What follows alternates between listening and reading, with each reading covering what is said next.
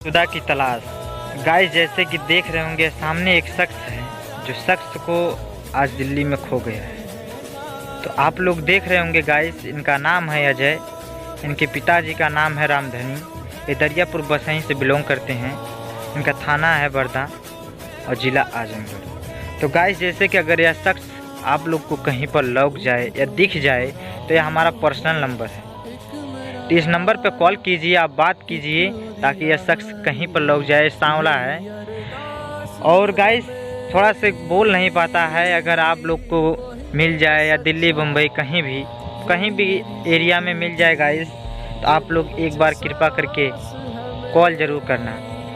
और please request आप लोग से यही है कि अगर हमारा यह वीडियो छोटा सा देख रहे होंगे तो एक बार गाइस शेयर कर दीजिएगा।